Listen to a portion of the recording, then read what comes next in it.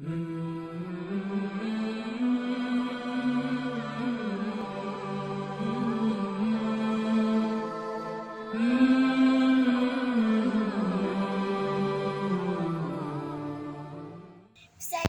के 5वें बाब का चौथा किस्सा पेश खिदमत है। बिस्मिल्लाहिर्रहमानिर्रहीम। हज़रत अबू बकर सिद्दीक़ रज़ियल्लाहु ताला अन्हो, हज़रत इब्न ज़ुबैर रज़ियल्लाहु ताला अन्हो, हज़रत अली रज़ियल्लाहु ताला अन्हो वग़ैरह की नमाज़ों के हालात।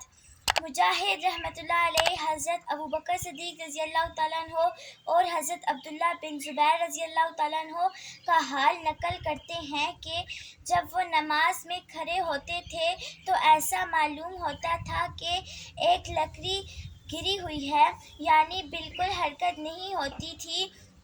उलमा ने लिखा है कि हज़रत इब्न ज़ुबैर रज़ियल्लाहु ताला अन्हो ने हज़रत अबू बकर सिद्दीक़ रज़ियल्लाहु ताला अन्हो से नमाज सीखी और उन्होंने हुज़ूर अक़दस सल्लल्लाहु अलैहि वसल्लम से, यानी जिस तरह हुज़ूर अक़दस सल्लल्लाहु अलैहि वसल्लम नमाज पढ़ते थे इसी तरह हज़रत अबू बकर सिद्दीक़ रज़ियल्लाहु ताला अन्हो भी पढ़ते थे, और इसी तरह अब्दुल्ला बिन ज़ुबैर रज़ियल्लाहु ताला अन्हो साबित कहते हैं कि अब्दुल्ला बिन ज़ुबैर रज़ियल्लाहु ताला अन्हो की नमाज ऐसी होती थी कि गोया लकड़ी एक जगह गाड़ दी हो।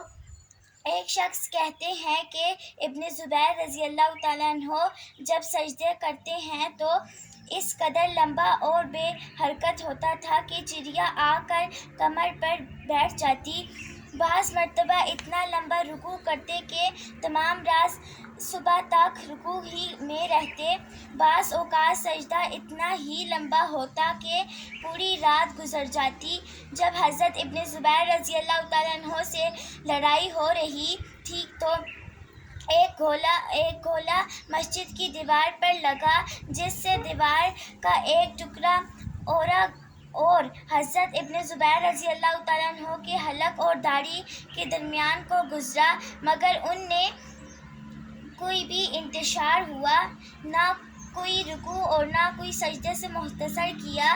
एक मर्तबा नमाज पढ़ रहे थे, बैठा जिसका नाम हाशिम था पास सो रहा था।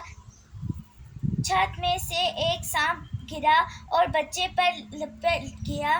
वो चला गया और घर वाले सब दौड़े और आकर देखा कि सांप बच्चे को मार रहा है। इब्न ज़ुबैर रज़ियल्लाहु ताला अन्हो इसी इत्मीनान से नमाज पढ़ रहे थे। सलाम फेरा और फिर फरमाने लगे कि शोर की आवाज़ आ रही थी।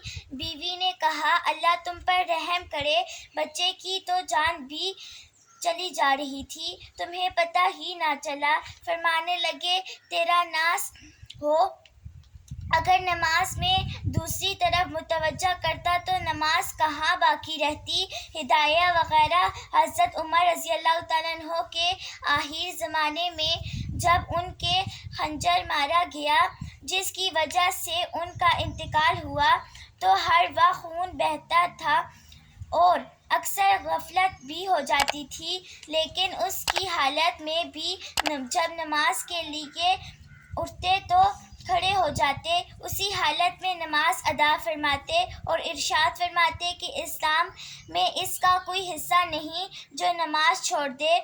हज़रत उस्मान रज़ियल्लाहु ताला अन्हो तमाम रात जागते और एक रकत में पूरा कुरान शरीफ ख़त्म कर लेते। हज़रत अली रज़ियल्लाहु ताला अन्हो की आदत शरीफा ये थी कि जब नमाज का वक्त आ जाता तो बदन में कंपी आ जाती और चेहरे जर्द हो जाते। किसी ने पूछा कि ये क्या बात है? फरमाया कि इस इमानत का वक्त है जिसको अल्लाह ताला ने आसमानों और ज़मीन और पहाड़ों और उतारा है, तो वो इसके तहम्मुल से आजिज़ हो गए और मैंने इसका तहम्मुल किया कि हल्लफ बिन अय्यूब रज़ियल्लाहु ताला अन्हो से किसने पूछा कि तुम्हें नमाज में मक्खियाँ दक नहीं करती? फरमाया कि फासिक लोग हुकूमत के कोरे होते हैं और हरकत नहीं करते और इस पर फ़ख्र करते हैं और अपने सब्र व तहम्मुल पर करते हैं कि इतने कोरे मारे हैं, हिला तक नहीं। मैं अपने रब के सामने खड़ा हूँ, اور ایک مکھی کی وجہ سے حرکت کر جاؤں۔ مسلم بن یسار رضی اللہ تعالیٰ عنہ جب نماز کے لیے کھڑے ہوتے تو اپنے گھر والوں سے کہتے کہ تم باتیں کرتے رہو، مجھے تمہاری بات کا پتہ ہی نہیں چلے گا۔ ایک مرتبہ بصرہ کی جامع مسجد میں نماز پڑھ رہے تھے کہ مسجد کا ایک حصہ گرا۔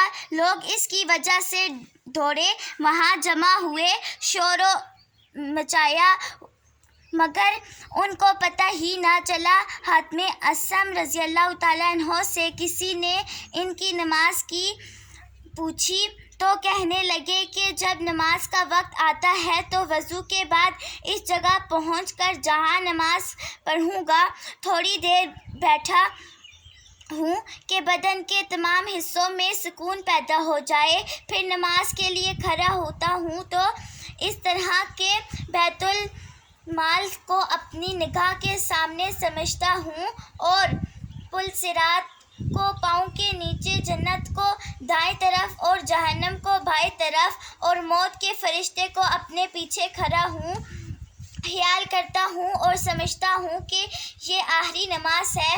اس کے بعد پورے ہوش سے نماز پڑھتا ہوں اور اس کے بعد امید اور ڈر کے درمیان رہتا ہوں کہ نامعلوم قبول ہوئی یا نہیں۔ جو پڑھا سنا اللہ اس پر عمل کرنے کی توفیق عطا فرمائے، آمین۔